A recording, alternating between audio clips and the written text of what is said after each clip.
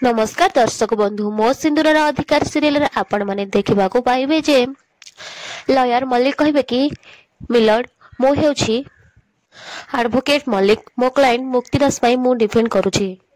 स्मिता कहबे मु हेउछि एडवोकेट स्मिता महांती मो क्लाइंट नताशा सामंतराय पई मु ए केस रिप्रेजेंट करूछि। मुक्तिदास केमिति तांको निज भौणी को मारि देबा पई वकील मल्लिक कहबे कि ऑब्जेक्शन मिलर्ड मो क्लाइंट को सेमिति दोषी कहि परिबेनी काहेकि ने से कोनोसी क्राइम ही करि नहंती। स्मिता कहबे मिस्टर मल्लिक से ऑलरेडी जने दोषी होई सारी छंती ता छडा मु त या कहनी जे से कोनोसी क्राइम करि छंती कि मु ताको क्रिमिनल बोली कहिछि। मु एक कथा कहली कि मु एक कथा प्रूव कर देबी मुक्ति नताशा को जीवन रो मार देबा पई चेष्टा करूथिले।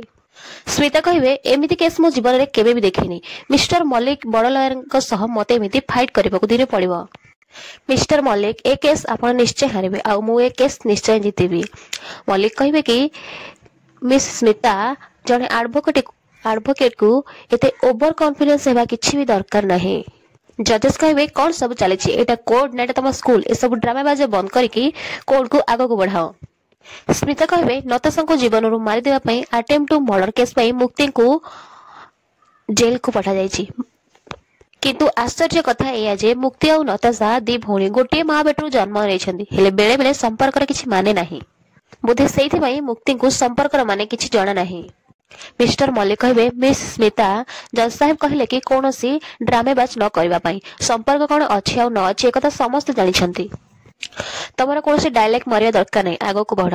स्मिता कहबे कि एक्सक्यूज मी मु कोनोसी डायलॉग मारुनी मो पाखरे सॉलिड प्रूफ अछि। गोटे पेन ड्राइव देखि कहबे कि जोथरे मुक्तिदास तांको भौणी को मारिबार सब प्रूफ एथिरे अछि एटा कहि कि से जज साहेब को से पेन ड्राइव देबे। स्मिता कहबे ए पेन ड्राइव रे गोटे वीडियो अछि आ जोथरे क्लियर देखा जाउछि जे मुक्ति केमिति नताशा को जीवन रो मारिबा को चेष्टा करूथिले। जज वीडियो प्ले करिया पई कहबे। स्मिता कहबे मिलर्ड आपण देखिले ना सब किछि सफा सफा देखा जाउछि मते तो किछि प्रूफ करबा को ही पड़िबोनी आमे समस्त देखिले मुक्ति केमिति नताशा को जीवन रो मारिबा को चेष्टा करूथिले। मुक्ति कहबे नाही नाही नाही आपण जहा सब देखिले से सब सत नुहे आपण जहा भी देखिले सेठी सेमिति किछि भी हेइ नथिला। आदि तमे भी सेठी थिला ना तमे तो कहो ना सेठी कोन सब हेथिला तमे तो मो सहित थिला ना।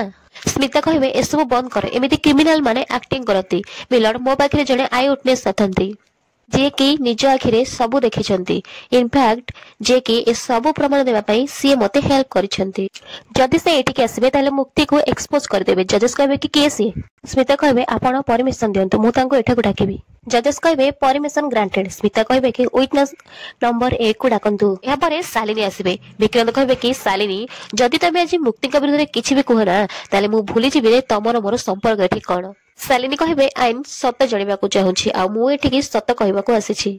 लाली कहबे ए स्त्री लोकटा नंबर 1 मिछेई धोकेबाज आ कथा को विश्वास करंतुनी आज्ञा सत कथा हैला ए स्त्री लोक नंबर 1 मिछेई ये मु आदि बाबा सुंदर को देखि केबे भी सही पारेनी सेमान को घर भांगीबार लागिछि। आदि कहबे जेजेमा तमे शांत हो जाय तांको जहा कहबार अछि कहबा को दियो। विक्रांत कहबे ह जेजेमा भाई एकदम ठीक कहछन से जते जहा कहले भी सतटा मिछ होई जीवनी। आदि कहबे कि सालिनी तमे अगरु भूल करथिला आ एबे पाप करूछ। स्मिता कहबे अच्छा सालिनी मैडम आपण जहा जहा देखिछंती कोर्ट को कहबे। सालिनी कहबे मु किछि कहबा अगरु मु ए कहबा को चाहिबे जे मो मुक्ति अगरे ठिया हेछि सत हेले ता अगेंस्ट नुह साहेब ए माने मो परिवार लोक आ ए माने बहुत भलो सामने रे गोटे देखे हुंदी आ पछरे गोटे हेले किछि लोक कुंभीर कांदणा कांदी कि एमिति भूली भाली देखे हुंदी आ ए मुक्ति भी सेया।